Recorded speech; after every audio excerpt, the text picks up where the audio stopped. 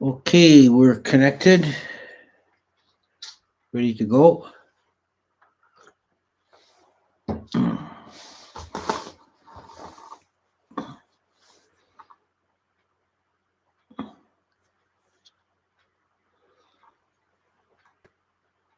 Okay. So, as you know, I've been on retreat and we're starting up again this week and keep going. Okay. Namo tassa bhagavato arahato sama sambuddhasa. Namo tassa bhagavato arahato sama sambuddhasa. Namo tassa bhagavato arahato sama sambuddhasa. So, what I would like to do for the next while, I want to start a series on the Girimananda Sutta. I think today's episode will be pretty short. I just want to kind of set the ground, and we'll go through the reflections. Yeah, you behave. We'll go through the reflections of the 10 reflections in the Girimananda Sutta over the next 10 weeks. Girimananda Sutta is in the Book of Tens in the Anguttara Nikaya, and I'll just read the first few lines. It's the introduction to the sutta. On one occasion, the Blessed One was dwelling at Sawati in Jeta's Grove, Anathapindika's park. Now, on that occasion, the Venerable Girimananda was sick, afflicted, and gravely ill. Then the Venerable Ananda approached the Blessed One, paid homage to him, sat down to one side, and said to him, Bhante, the Venerable Girimananda is sick, afflicted, and gravely ill. It would be good if the Blessed One would visit him out of compassion. If Ananda, you visit the Bhikkhu Girimananda and speak to him about 10 perceptions, it is possible that on hearing about them, his affliction will immediately subside. What are the 10? Then there's 10 perceptions that we'll go through the next few weeks. It's the bulk of the sutta. Now, a couple of notes. Girimananda is otherwise a fairly obscure character. This is his only mention in the Nikayas. The commentary gives a story about him that King Bimbisara offered him, asked him to stay in his territory and offered to build him a hermitage, but then got busy with his affairs and forgot about it. And Girimananda was left sitting outdoors under a tree and suffering from the ill effects of the weather. And the Devas took pity on him and stopped the rain. And this caused a drought in Magadha, and King Bimbisara investigated the cause and came to the conclusion that he neglected his promise to Girimananda, so that he built him a hermitage. It's a story from the commentaries.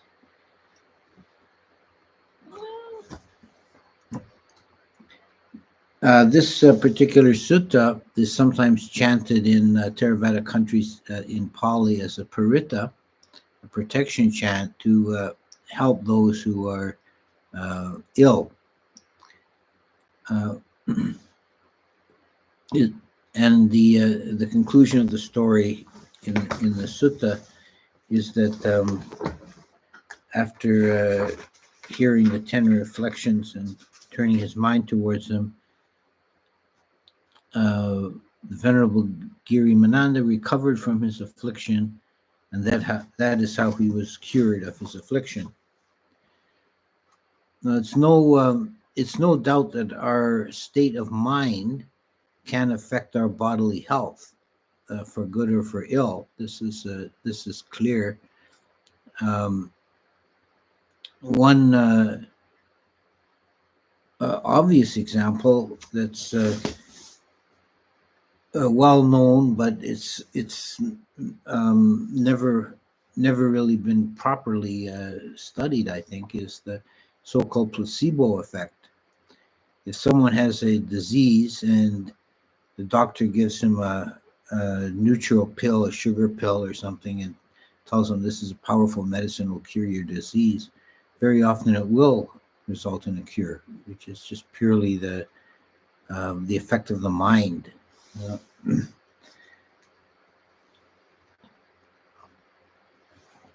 People can make themselves gravely ill with their mental formations, particularly of worry and fear and so on. It can really debilitate one's health.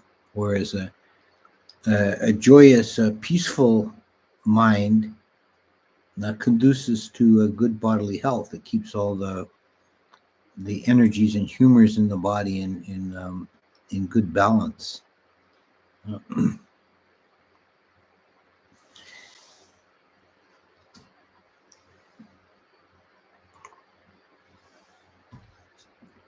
So, as I said, this is going to be very brief. That's really all I wanted to get across today. I'll stay on and we can just have an informal discussion about anything. But this should be a fairly good source of material for Dhamma talks over the next 10 weeks. I think this is actually a very good sutta. Okay, so let's see what we have in the chat. Anybody got anything they'd like to talk about? Oh. Yeah, people are greeting young Shadow here. Yeah.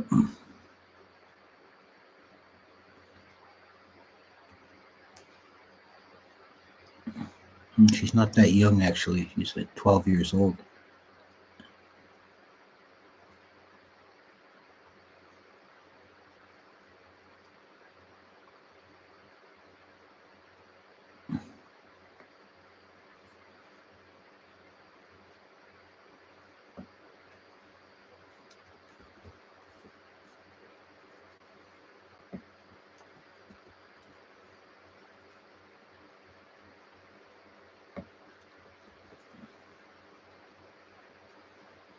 Okay, now we got a couple of questions. How does karma persist in terms of ultimate truth, Paramatta Sata?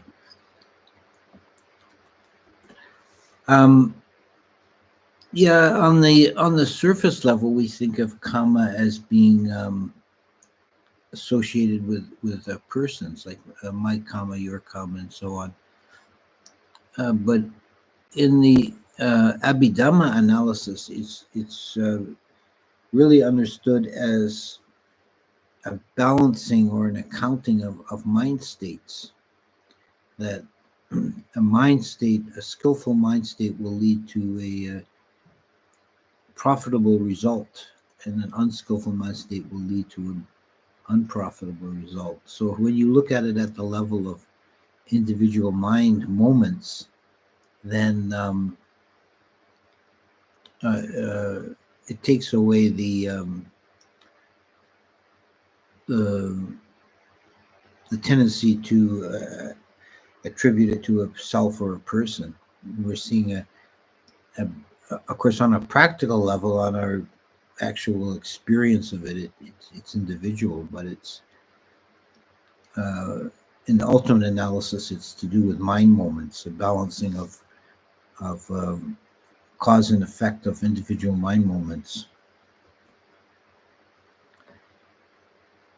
Okay, next one. Dear Ajahn, is the ultimate goal of proper meditation practice stopping all thinking and discursive activities of the mind, achieving and resting in a state of equanimous yet fully present mind, a mind without object to grasp and get fascinated with, only be disappointed by it later, move on to another, thereby preventing all subsequent unsatisfactoriness. Yeah, that's one way of expressing it. I think it's a bit more than just stopping thinking. It's stilling all formations.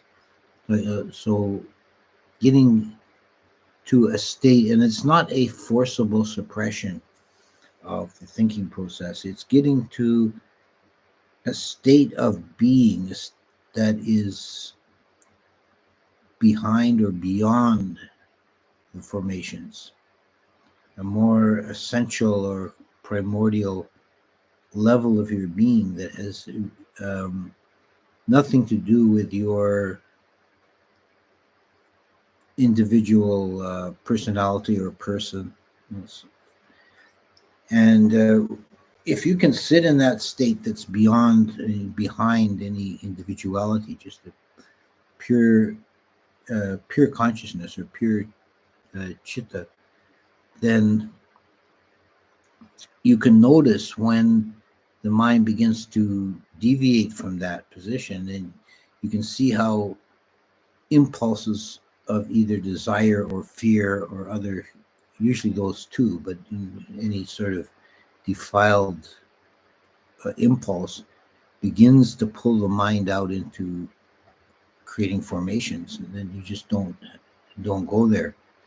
You just like nip it in the bud, stop it at that point, and you can rest in that state of just pure being without doing.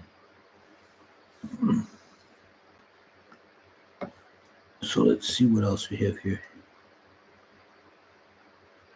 When each Mahakapa repeats, is it similar to other Mahakapas, i.e. dinosaurs, Greeks, 1980s, now, etc.?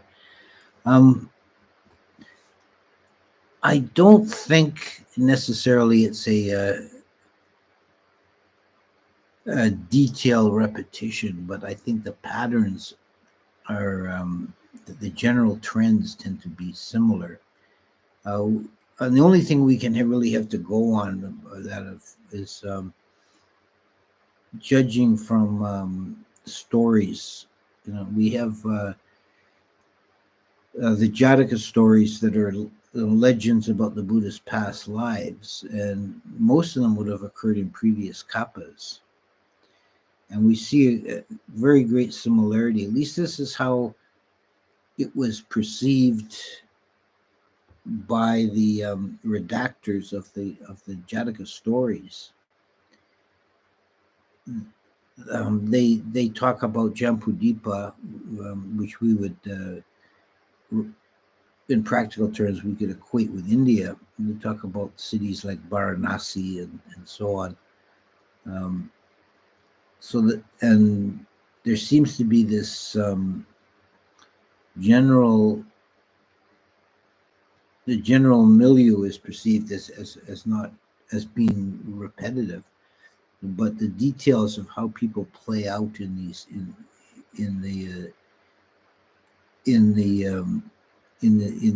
their existence is not the same, because we have the Bodhisattva doing different things in different lifetimes. If there was an exact replay in every detail, then there wouldn't be any free will. We would just be running a script, which was held by some philosophers in ancient India, but it was denied by the Buddha. But the real truth is we don't know. We have no real firm knowledge of what may have happened in previous world ages. There's no way of knowing, short of having the psychic power of a Buddha.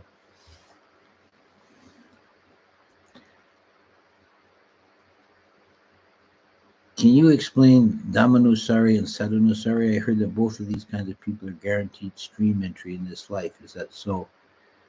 Yeah, that's the Dhammanusari is the Dhamma follower, and Sadhanusari is the faith follower. And that is a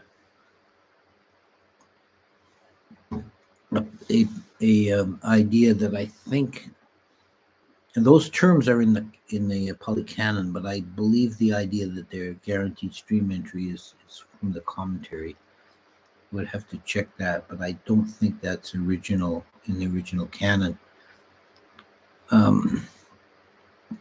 The Dhamma follower is one who progresses by intellect and by insight, by vipassana, by examining the the Dhammas. And a faith follower is one who progresses by having very, very strong faith and follows the teachings in that way. So in one sense, we could say it's a difference between the mind or the intellect and the heart. Different types of people will have different approaches to the Dhamma. As far as being guaranteed the stream entry, there is also a related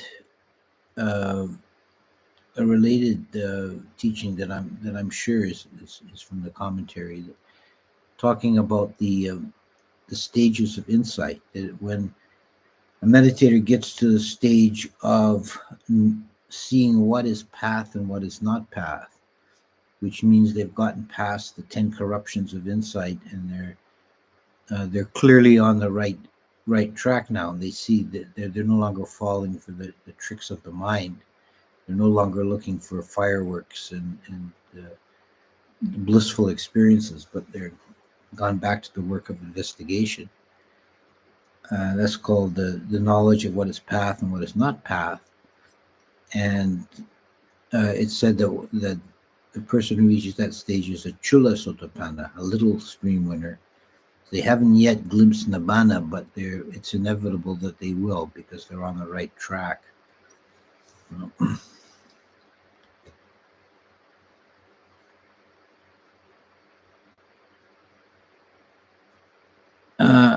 Am I right in thinking that Buddha nature is belief only held in Mahayana?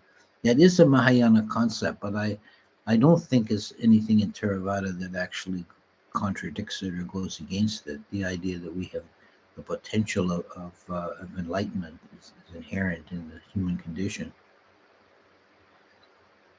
The knowing mind sees all. Does this explain why I view a memory? I view it in 360 degrees. You're talking to someone, you see them, and whatever is in your peripheral vision. But when I have a memory of that, it's like I'm a drone up in the sky, viewing it from all angles. I think that my take on that would be that it's not so much that your mind has some privileged view, but that the memory is not an accurate replay of what we actually experience. It's a construct of the mind, and the memory is pretty fallible. We can see that many times things are misremembered and people get details wrong. So when you're remembering a scene from the past, you fill in the blanks. So it could be perceived as you're a third party looking from the outside and viewing it from a different angle.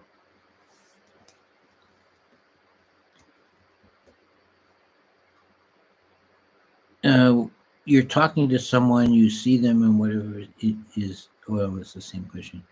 Jan, would it be accurate to say that vipassana is a state of mind of non-grasping, so it targets upadana and the links of dependent origination?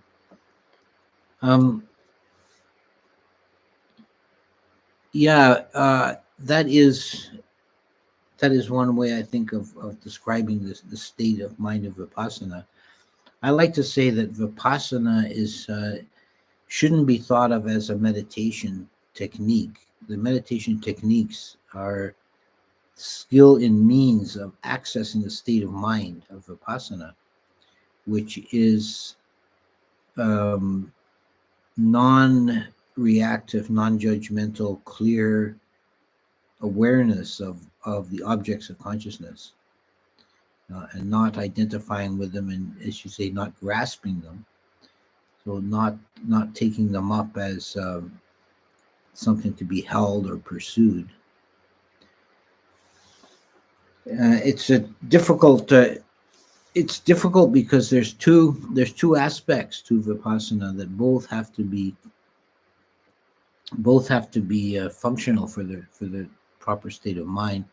One is not to miss anything, to be so clear mindfulness, being aware of whatever arises to consciousness. The other side of that is not grasping anything, not holding on to anything, just letting the objects pass through, um, not succumbing to either desire for the object or aversion or fear of the object. Let's see the next.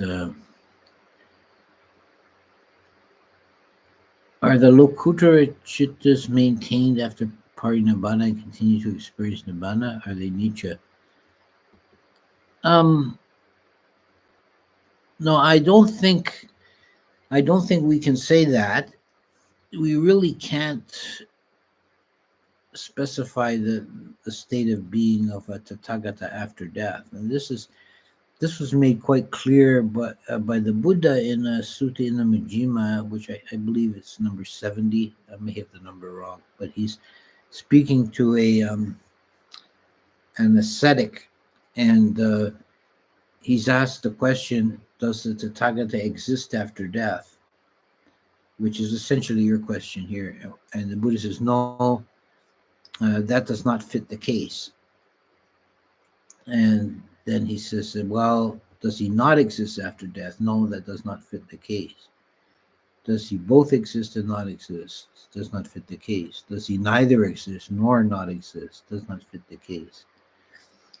And this one thing that a bit of background to understand this dialogue is that those are four positions in the system of Indian logic. It's called the tetralemma, that things, a proposition is either true or false, or both true and false, or neither true nor false.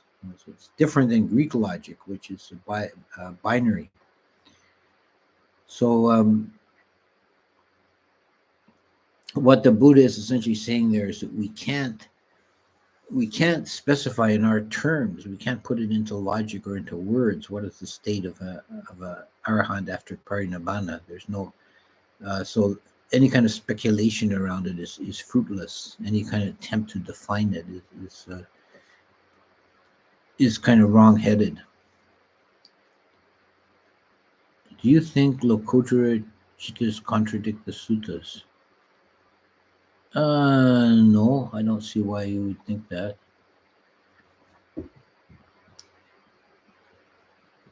Maybe the problem, this is a continuation from, or an answer to the previous one. Maybe the problem was the he part, that something does exist, but it is not him technically.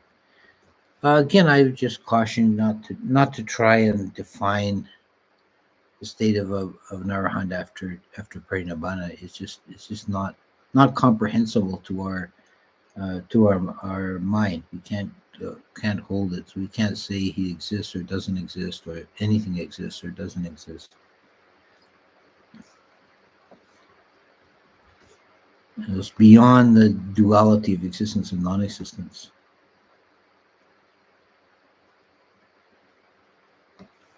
Do you think Nagarjuna's explanation of the four tetralemmas of the Tathagata after death make philosophical sense? I'm sorry, I'm not aware of Nagarjuna's argument on that point. I can't really comment.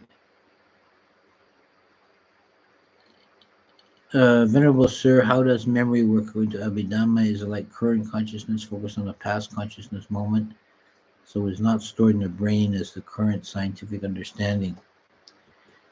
I don't think even modern science has a good understanding of memory. Abhidhamma, I've not found in any Abhidhamma that I've studied a detailed discussion of the question of memory. Seems in general it's the mind adverting to a past object, although the adverting always happens in the present, so that the object is no longer real. It's a sankhara or a fabrication. There is cause and effect. Everything that's ever occurred leaves traces. It has some resonance. So it may be that the mind can tap into that great chain of cause and effect, and that I don't know if you're aware of the concept of a blockchain in cryptocurrency. This is everything. Every transaction that's been done with Bitcoin is stored in a blockchain, so it can be reconstructed. It may be that this kind of storage of past events is in some kind of field effect that the mind can tap into, and this would also explain how memory of past lives is possible, because obviously the brain is not connected to past lives. The brain is a material object that comes into being and passes out of being in one lifetime, but people do occasionally get past life recollections.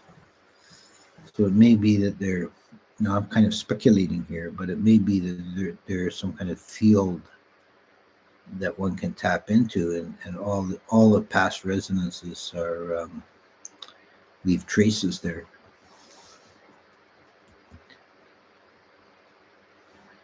If human rebirth is precious, how do we explain the explosion in human population? Are people more moral? No, I don't think. I definitely don't think it's the case that people are more moral.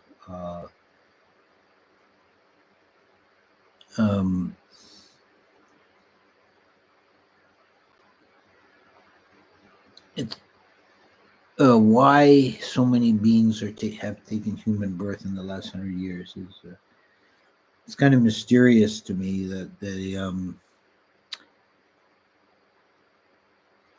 they're obviously coming in from other realms. It may be that some of them are falling down from the Dewa realms, and some of them are coming up from the animal realms or the hell realms.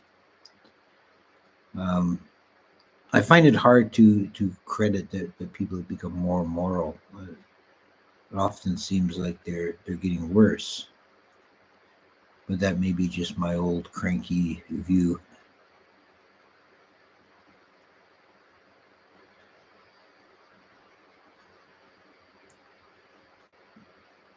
Okay, I was thinking Lokuttara Chittas contradict the suttas because nirvana is never described as a state of consciousness, but as extinguishment. Yeah, that's a valid observation.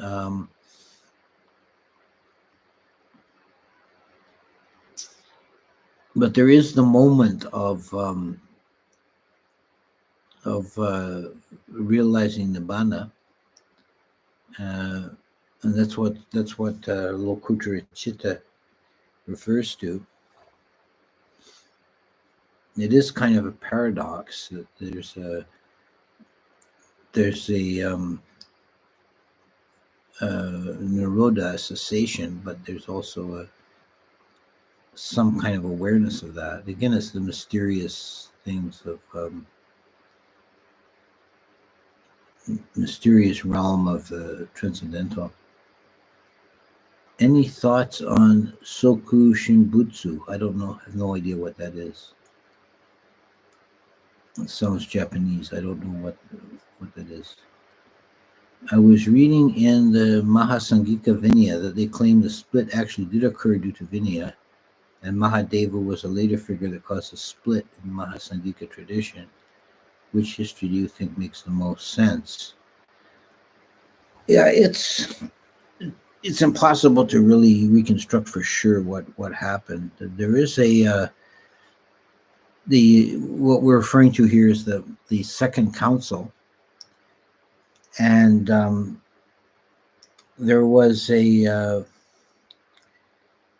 dispute in the Second Council that was kind of papered over, but then I think it was like 20 years later, the dispute broke out again, and this time it wasn't resolved, and there was a breakaway group that became the Mahasangikas.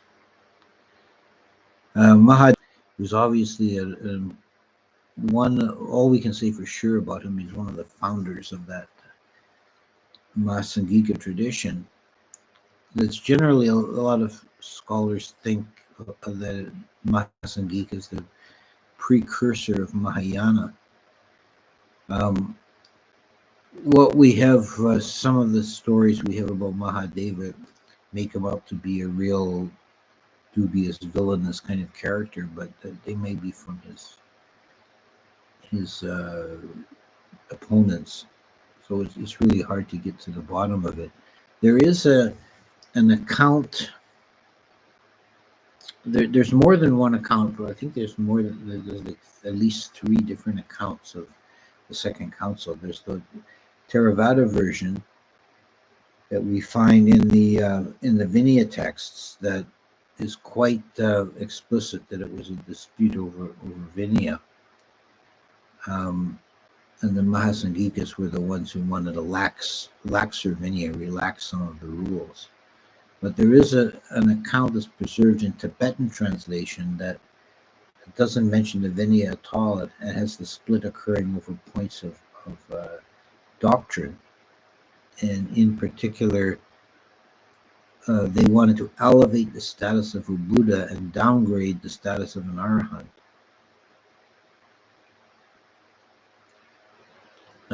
But to answer your question, what version do I think makes the most sense? I think it's very likely it was a dispute over Vinaya. That seems to be the most likely, most believable, likely scenario. I could very well see that it was human nature that there'd be some groups of monks who wanted to relax the Vinaya rules and other groups of monks who wanted to hold on to the strict tradition. After the Buddha's enlightenment, how far in the past was he able to see his past events? Well, according to the account of his enlightenment night that we get in the I think it's the it's one of the Vinaya texts. There's an account of his enlightenment night, and it says that one of his visions that night was to see all his past lives going back hundreds of thousands of world ages, without limit. How far back he wanted to look, he could recall that life. Have you found certain kinds of meditation easier than others while doing daily activities? Well,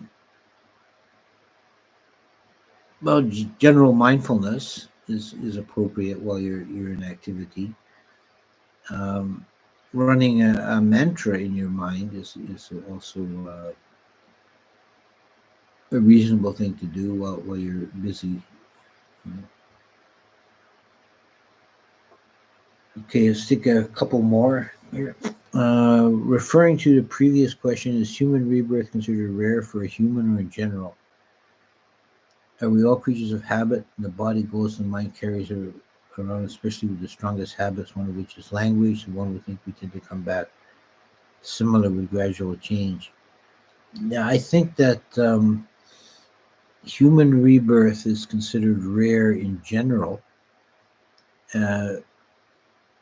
but it's certainly not guaranteed for a human if you don't keep decent morality.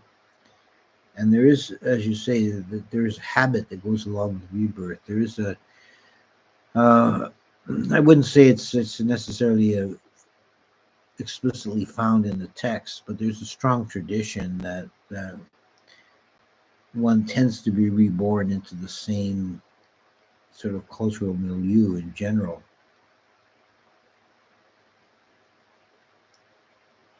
Okay, someone's explaining that Japanese term. The term refers to the practice of Buddhist monks observing asceticism to the point of death, entering mummification while alive. Oh, okay. Yeah, I didn't know the Japanese term, but I have heard of that. Yeah, that's not something that would be really practiced in Theravada. Although I have heard, actually, I have heard of the one famous monk about 100 years ago in Thailand who did something like that. What is the meaning of Dhammakaya in the Pali Suttas? The, it's a rare term in the Pali Suttas. It, means I think it just means that the body of the, literally it means body of Dhamma. So it's just uh, the teachings in so there would be distinction made between the body of the Buddha and his teachings. From a Buddhist perspective, do you believe that Abrahamic God actually exists? The Father, Son, Holy Ghost be two separate beings who believe they are permanently intertwined? I don't know if the Abrahamic God exists. If he exists, the Buddhist position would be he's not. He cannot be the creator or eternal. Um, there is a sutta where the Buddha goes to see the Baka Brahma, and the Baka Brahma is under the delusion that he created the universe and that he's everlasting. And the way he talks about himself and describes himself, he sounds very much like the Abrahamic God. So the Buddhists certainly would not accept on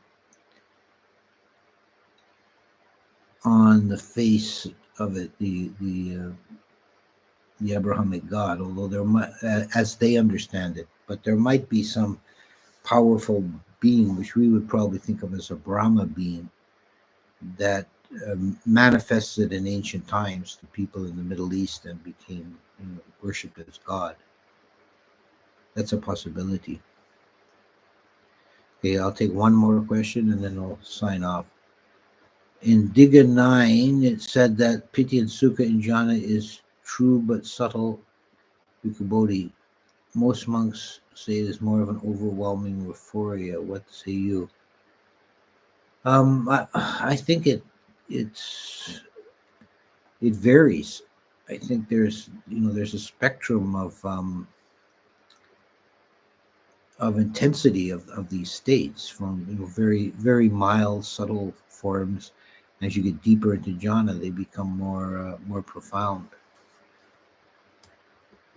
Okay, so I'll leave it there, and good to be back, and we'll see you again next week, and we'll start going through the 10 perceptions.